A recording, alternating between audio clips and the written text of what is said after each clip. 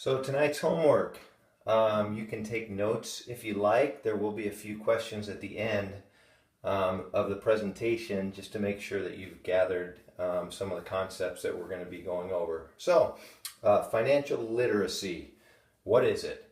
Well, it is the ability to understand how money works in the world, how someone manages to earn or make it, how that person manages it, with their bills and their finances, their payments, their debits, credit cards, how he or she might invest it, and how that person actually saves it or even donates it to help other people.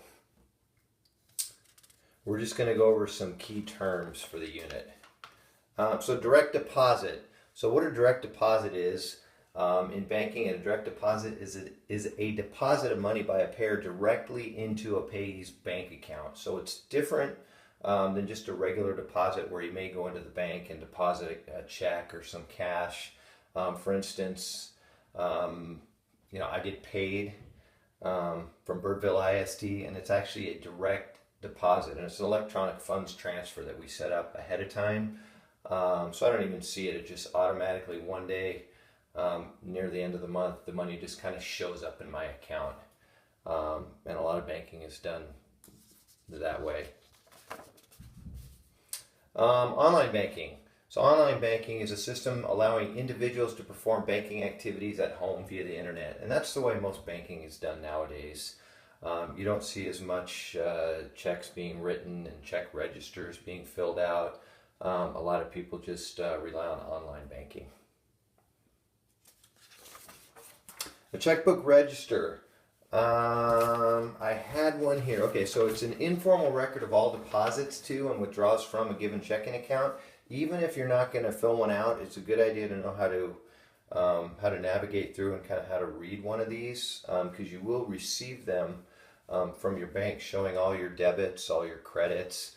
And here's an example of one.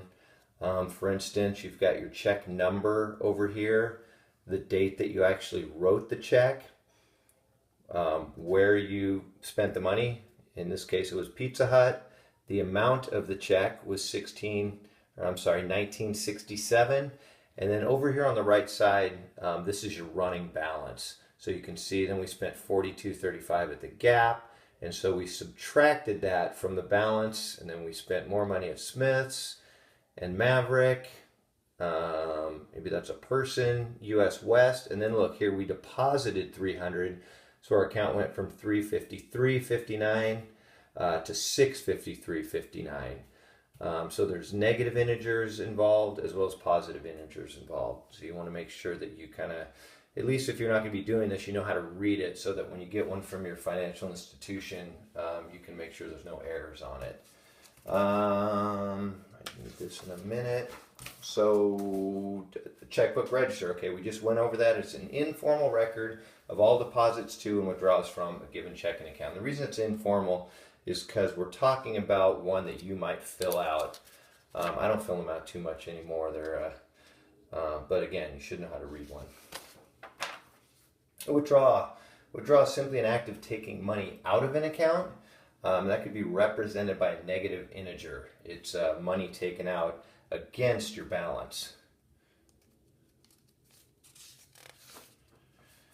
ATM is abbreviation for an automated teller machine. It's a computer terminal that takes the place of a human bank teller and allows the user to access basic bank services like making deposits and cash withdrawals from multiple locations. It doesn't have to be at your bank. There's ATMs all over the place, 24 hours a day.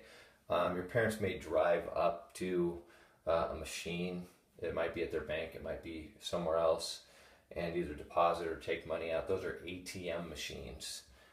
Sometimes you can actually go into the branch even after hours. They'll have a little place in the front there where you can go in and do some of your banking via the ATM machine. Transaction.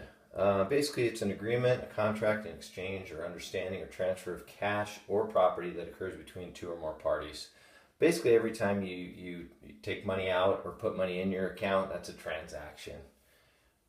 It's pretty straightforward.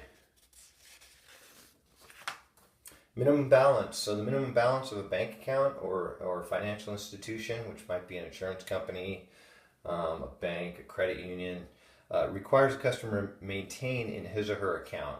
So some banks, you really want to check these out. Some don't require a minimum balance, and some, depending on the interest rate they might pay you, they might require you to keep $50 in. Some, $1,000. So you really want to check that out before you settle on a bank. Transfer. So a transfer is a method of transferring money by instructing a bank to directly transfer funds from one bank account to another, or from just maybe a checking into a savings account without the use of checks. So it's just kind of like electronic funds or the direct deposit that we were talking about. It's just another method of transfer money. You used to have to go in and kind of write a check and take it out of one account, put it in another. Now it can be done online pretty quickly and pretty easily. Service charge. So service charge is a bank fee charged for specific services, or sometimes even as a penalty for not meeting criteria, like overdraft charges. Some banks charge you fees when you write checks, when you use a debit card. Some ATMs actually charge you fees. Some banks, depending on the interest rate, they might charge you a monthly service charge just for maintaining your account. So you got to watch all the service charge and fees before you select the bank.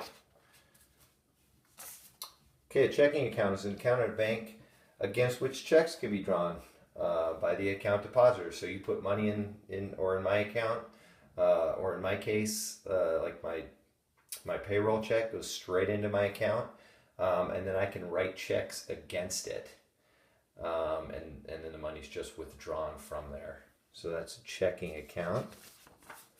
Financial institution is an establishment that focuses on dealing with financial transactions such as investments, loans, deposits, withdrawals, credit card transactions, debit card transactions. The establishment could be a bank, credit union, insurance company, investment firm. It's a financial institution. Overdraft is a deficit in a bank account caused by drawing more money than the account holds. So if you write checks or use your debit card or credit card, and again, well, not so much credit cards, but debit cards, and make purchases and for more than the money that you have in your account, you're going to have a deficit. And usually there's a fee involved with being overdrawn. You've probably heard the term bounce check. That's basically overdrawn, or it's an overdraft on your account.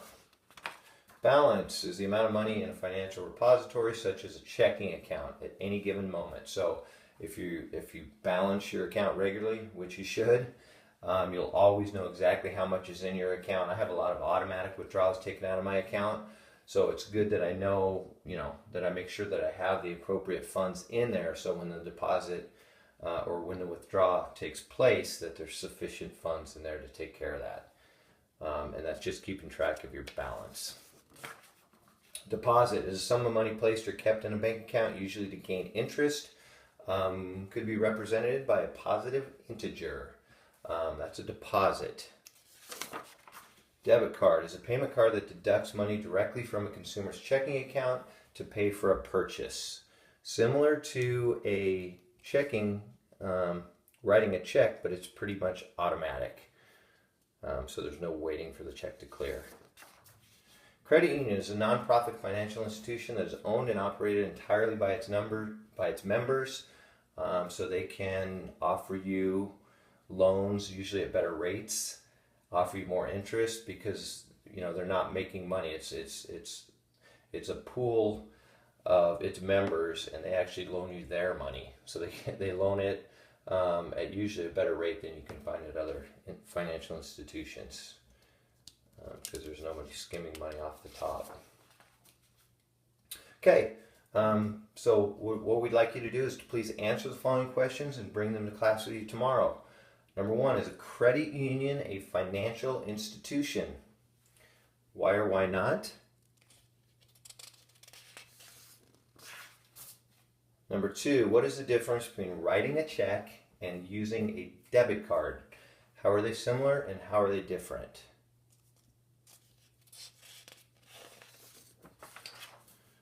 Number 3, what is the difference between a deposit and a direct deposit?